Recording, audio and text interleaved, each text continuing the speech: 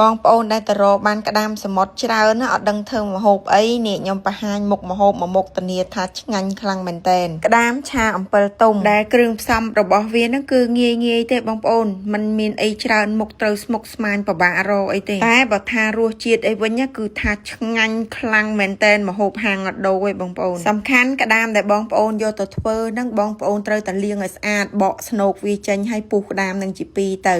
ហើយអាមានកន្លែងសទះវាអីហ្នឹងបកចោលទៅកុំឲ្យក្តាមនឹងធំក្លិនហើយប្រភេទក្តាមដែលយើងយកមកឆាអញ្ចឹងបងប្អូនត្រូវតែដុសលាងឲ្យស្អាតខ្លាំងមែនតើបើមិនអញ្ចឹងទេពេលយើងឆាទៅវាចូលគ្រឿងជាមួយនឹងអាសាច់និងស្នូកវាហ្នឹងពេលយើងញ៉ាំទៅក្រៀតដីក្រៀតអីហ្នឹងគឺអត់ឆ្ងាញ់ទេបងប្អូនញ៉ាំទៅគឺមានអារម្មណ៍ថាលែងចង់ញ៉ាំតែម្ដងអញ្ចឹងបានខ្ញុំចង់និយាយថាមុននឹងយកទៅឆាគឺសំខាន់ក្តាមហ្នឹង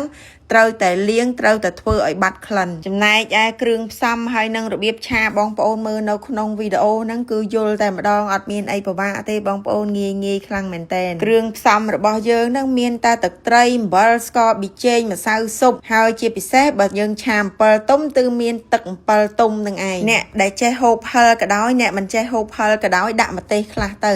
បើមិនចេះហូបសោះក៏ដាក់បន្តិចបន្តួចនៅក្នុងហ្នឹងទៅដើម្បីអាម្ទេសហ្នឹងវាចូលទៅកាត់រសជាតិខ្លះនៅក្នុងក្តាមបងប្អូនធ្វើឲ្យបង្កើនរសជាតិឆ្ងាញ់ពេលដែលយើងញ៉ាំទៅមានរសជាតិហឹរតិច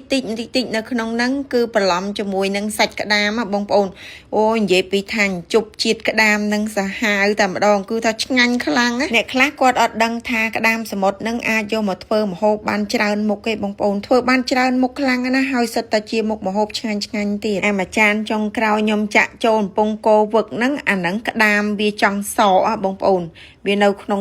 ស្នូកវាសាច់នៅទុននៅឡើយទេដល់ពេលខ្ញុំខ្វេះចេញមកទៅវាបែកសាច់អស់ហើយខ្ញុំក៏ចាក់ឆាជាមួយតែម្ដងទៅបងប្អូនក្តាមដូចតែគ្នាទេហើយចំណុចមួយទៀតក៏សំខាន់ដែរបងប្អូនក្តាមដែលយកមកឆាគួរតែជាប្រភេទក្តាមស្រស់ឬក៏ក្តាមនៅរស់ចាហើយយើងយកមកឆាថ្មីអញ្ចឹងគឺសាច់វាឡើងផ្អែមឆ្ងាញ់តែម្ដងឆាក្តាមមកឆ្អិនហើយគឺអំពិលទុំដែលខ្ញុំកូរជាមួយនឹងទឹកក្តៅហ្នឹងបងប្អូនឲ្យវារីកសាច់ហ្នឹងគឺយើងច្រោះយកអាទឹកវាហ្នឹងយកមកឆា